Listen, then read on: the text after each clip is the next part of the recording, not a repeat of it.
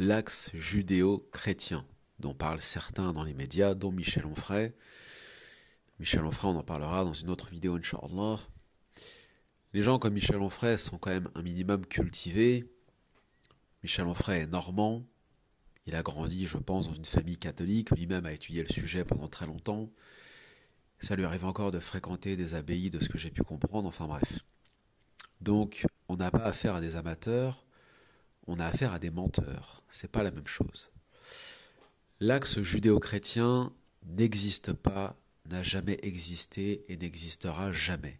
Pour la bonne et simple raison que cette construction idéologique de judéo-chrétien est une construction qui vient des milieux néoconservateurs américains. Le néoconservatisme étant une idéologie qui a été conçue par des sionistes, par des anciens trotskistes, d'anciens juifs trotskistes américains qui se sont reconvertis dans une idéologie de combat, c'est-à-dire pro-américaine, soi-disant de lutte contre les dictatures dans le monde et donc interventionniste, au nom soi-disant de la démocratie des droits de l'homme. On gratte un petit peu, c'est surtout au nom du Grand Israël.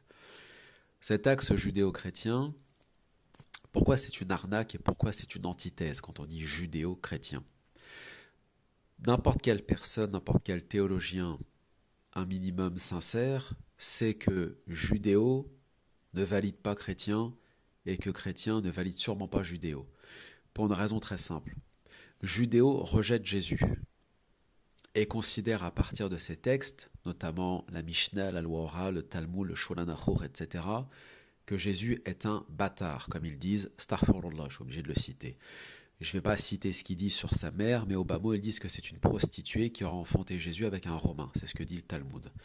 Il y a quelques mois, je crois que c'est Le Point, le magazine, peu suspect d'antisémitisme et d'islamophilie, avait publié un mensuel sur Jésus et interrogé un rabbin à un moment donné qui répond effectivement sur cette question en expliquant que oui, Jésus a très mauvaise presse à l'intérieur de leur texte, Talmud, etc.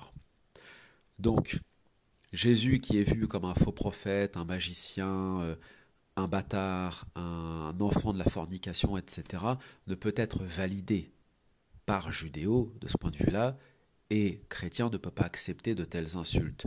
D'où le fait qu'au Moyen-Âge, le bon roi Saint-Louis avait fait cramer le Talmud sur la place publique. Ce qui a valu à Notre-Dame, lors de son incendie il y a quelques années, des remarques extrêmement déplacées en provenance d'Israël, en provenance de certains rabbins qui s'étaient moqués effectivement de l'incendie, en expliquant que c'était mérité dans la mesure où c'était la réponse suite au fait que Saint-Louis au Moyen-Âge avait brûlé le Talmud sur la place publique juste devant l'abbaye de la cathédrale de Notre-Dame. Donc judéo-chrétien ça n'existe pas, les judéos, les talmudistes, etc. détestent Jésus, ils considèrent que les chrétiens sont des païens et ils ont été aussi systématiquement combattus par la chrétienté et l'Église au Moyen-Âge jusqu'à ce que certains leur fassent même porter la rouelle, qui était une espèce de petit ruban jaune, de manière à ce qu'ils soient identifiables parmi la population.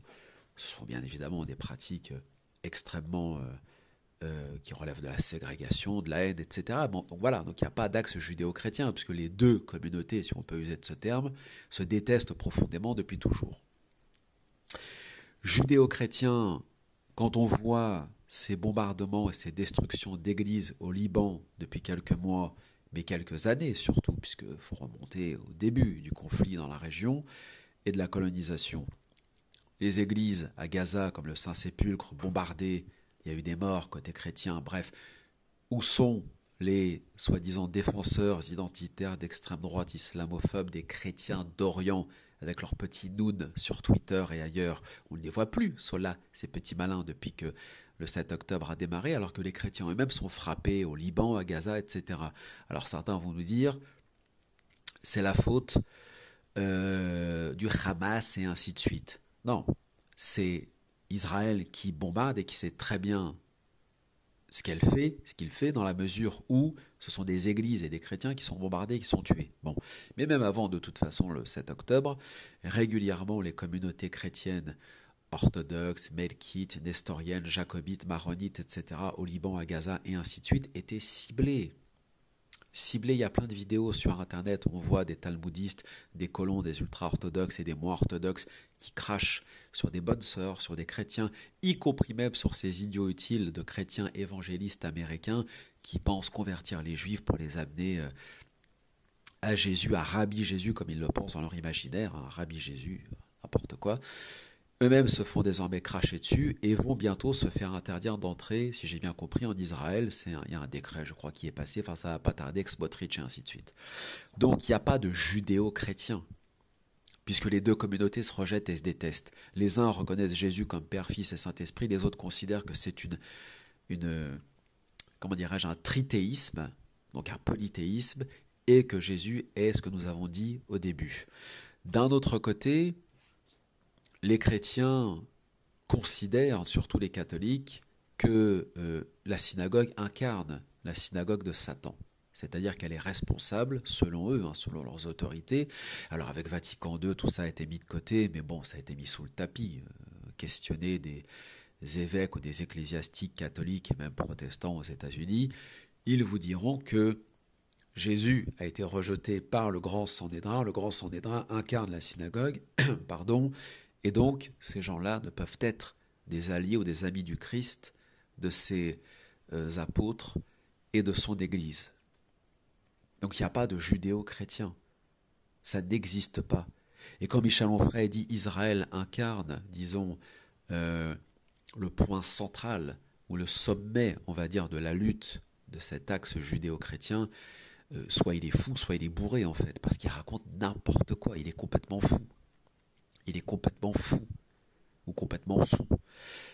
Le réel, c'est que pour les catholiques, d'abord la Palestine ne peut être sous la coupe des sionistes, exactement comme ce que pensent les musulmans par ailleurs, et d'un autre côté, pour les autorités catholiques, de toute façon, une communauté qui a rejeté le Christ n'ira nulle part.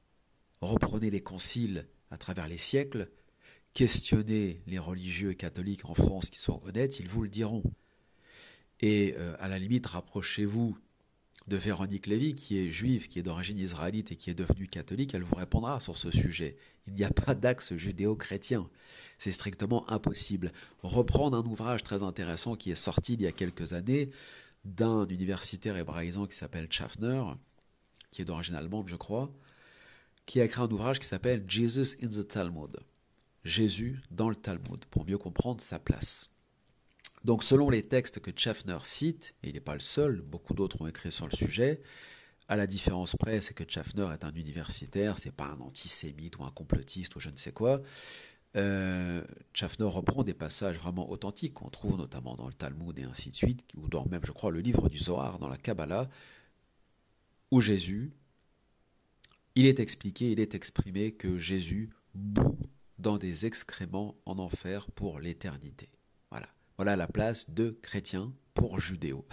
Et la place de judéo pour chrétien, c'est Saint Louis. Voilà. Donc, je ne vois pas où est cet axe judéo-chrétien, si ce n'est dans l'esprit, effectivement, de Bernard Lewis, fameux historien sioniste, qui a, je dirais, mis le pied à l'étrier de Huntington avec sa théorie du choc des civilisations. Mais il n'y a pas de civilisation judéo-chrétienne. Il y a une civilisation occidentale, chrétienne, catholique, européenne, historiquement anti-judaïsme, et puis il y a effectivement une communauté juive qui est hostile au Christ et qui le dit, et qui, voilà, les textes, on ne va pas les citer, c'est interminable, mais on peut aussi reprendre des cours des rabbins assez contemporains, très récents, comme notamment le Rav Twitou, qui expliquait encore il y a quelques années, dans une vidéo, quand un jeune juif lui parlait d'un ex-chrétien qui a tenté de se convertir au judaïsme et une fois plongé dans le bain rituel a mentionné le nom de Jésus, et le rabbin dit « la conversion est immédiatement annulée ». Et il ajoute « je ne peux même pas citer son nom à celui-là en parlant de Jésus, celui-là ». Voilà. Donc la haine du Christ, elle est là. Donc je ne vois pas où est l'axe judéo-chrétien. C'est comme si on disait l'axe islamo-islamophobe, donc une alliance des musulmans, des islamophobes. Non, c'est complètement ridicule, ça ne marche pas. Donc ça n'existe pas judéo-chrétien d'un point de vue théologique et historique.